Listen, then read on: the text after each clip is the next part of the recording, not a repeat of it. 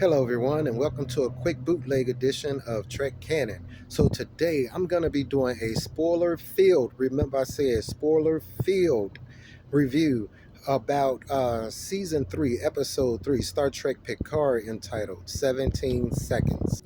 Now, episode 3 picks up where, of course, episode 2 leaves off.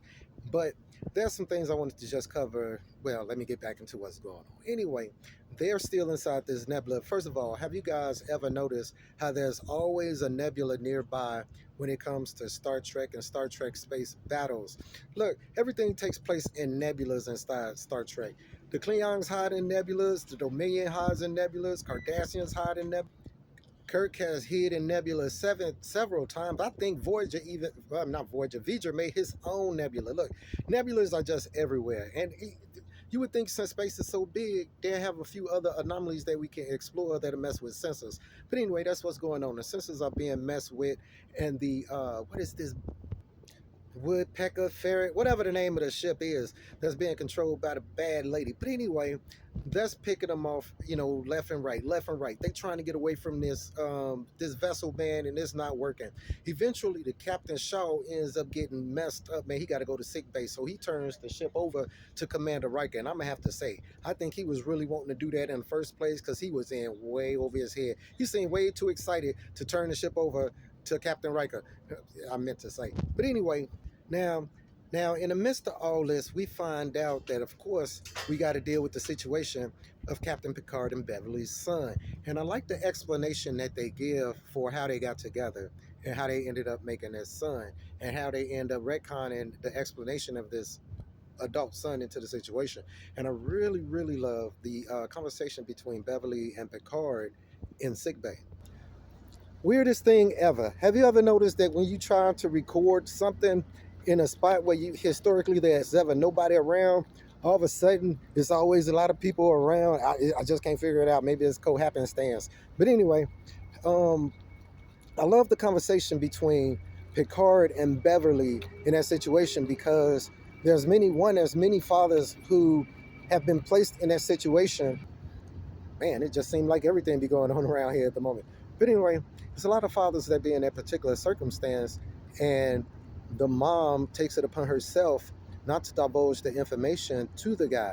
But I like the fact that they didn't just leave it as, okay, well, Beverly just didn't want to tell him or felt a certain kind of way, that she actually had legitimate reasons as to why she didn't have either the time, the opportunity, or the inclination, as it ended up being after a while, to tell him about his son. You know what I mean? So I like the fact that they put that in there and even explained the accent that the boy had, having attended school in England or London, wherever. Now, the thing also about what's going on is that I'm really liking the Ensign LaForge character. I like her a lot.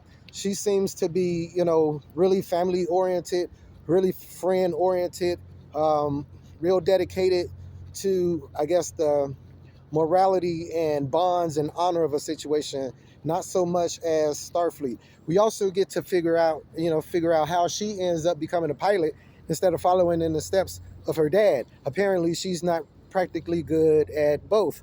Okay, fine. So we also jump over to Ralphie and Worf, and they have their conversation. I really like the way Worf's older self is. It looks a lot more, I dare say, elegant for a Klingon. It looks a lot more elegant than, say, his future representations in the Next Generation, for instance, or in Deep Space Nine, for instance. Now, I'm trying to cover a lot of things before I get into the super spoilers of the episode. But, so if y'all still with me, that means y'all either seen the episode or don't care about spoilers. But when they was interrogating, when Ralphie and Worf caught that guy, right, the one that they felt would lead them to understanding what's going on at the Daystrom Institute, it's interesting how his symptoms start identifying as being, from withdrawal, and that's how Ralphie identified him. But you can see how calm Worf was, just really studying him because Worf's a security dude. Worf's awesome. But anyway, come to find out, here we go. Oh, wait. I'm jumping ahead of myself. Did anybody else, when they was watching that part of the interrogation, think that Worf was going to pull another one of those, here, stand aside, let me whisper something in his ear? Do you guys remember when Worf whispered whatever he whispered? They never covered it, never talked about none of that. When Worf whispered whatever he whispered to the prisoner and had that prisoner talking, just singing, all right? So I thought he was going to do something like that, but he didn't. He also referenced that he got information from what's going on, which I'm gonna get into from a honorable source inside the species that we're finna talk about. Of course, referencing, and I'm gonna get into that too, but I ain't gonna talk about it right now. I ain't gonna talk about it right now. But of course, referencing somebody very important in Deep Space Nine. And I was like, oh shit. Anyway, so we switched back over to the Titan, where of course they still, man, they trying to get out the nebula. Riker and Picard, I kind of find it interesting their back and forth, because they set up early on in the episode that Riker, because Riker used to be a brash type of individual and stuff like that, and they set up in an episode where he became a father during that 17 seconds of him going from the bridge down to sick bay to see what was wrong with his son. And the theme that they cover as far as family and son, and how we should we shouldn't let the bonds between our sons and fathers, diminish or go away, or how we could look at them and to try to keep them stronger. I really loved that about this episode, especially being a father myself. So, anywho, they end up sliding outside the nebula, man, and trying to trick. Oh wait, I was talking about Picard and Riker, man. Look, Picard and Riker's back and forth. It's an interesting dynamic now that they're not immediately in each other's chain of command. That Picard isn't his superior officer, and that Captain Riker has had a lot more experience under his belt. If you think about it, Captain Riker is more experienced than Captain Picard was during the time of the Next Generation 20 years ago. So to have them outside of a command structure be as friendly as they are, like good friends, a lot of history with each other, like they had at the scene in the bar and what we've been seeing in episode 1 and 2.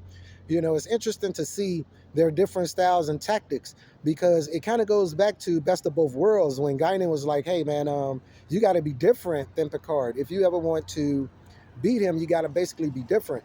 And I know that Riker took that to heart. He has a totally different um, tactics style than Picard, especially now that he's not so gung ho. He's a father. He want to make it back. He's seeing things from the through the lens of being a family, being more of a protector, things of that nature, instead of going out, all right, let's attack the Titan, which is what Picard keeps trying to get him to do, and he just will not do it. He ends up even kicking Picard off the bridge. Now, thing is, we got a saboteur on the Titan going around blowing up warp drives and leaving deuterium signals, which is what the Romulan ship is following. But of course, they end up getting that squared away. Actually, let me be more specific. Picard's son and 7, Commander 7 of 9, ends up getting that squared away. So that's interesting to see. But anyway, they end up making it towards the edge of this nebula, man, thinking they finna get up out of there, which was what Riker wanted to do. Hey, let's get out. We've got our warp drive fixed. Let's make it to the edge of this nebula to where we can engage our warp drive and, skedaddle. Let's get out. Let's bebop, But one of this portal weapon that this ship has is interesting.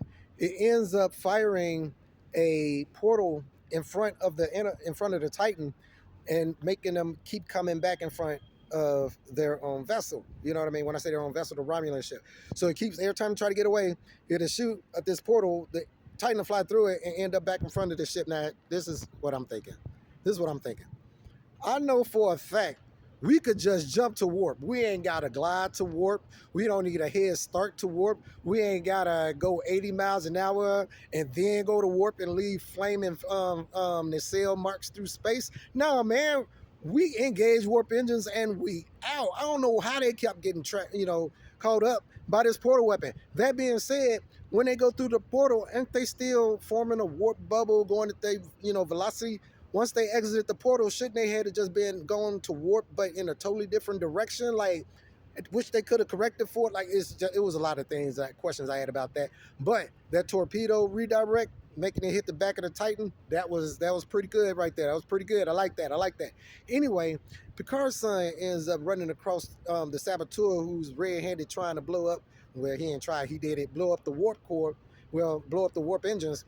Okay, he didn't blow up the warp engines. He blew up a power conduit. But I thought power conduits blew up a lot more fascinating and with more, a little bit more, a lot more stuff happens when you blow up a power conduit than what happened. But that's okay. We'll deal with that. Anyway, during the fight, we found out this dude, whoever he fighting, this Starfleet officer that he fighting coming out to be a spy, is pretty fucking strong, and his face started moving. Which brings us back to Ralphie and Worf. Dude sitting in the chair, his face was moving. And you like, man, what's going on with this? Kind of find out, it's the motherfucking changelings. Look, it's the changelings. Look, a while back I made a video about how I would like my reboot of Star Trek Deep Space Nine to be.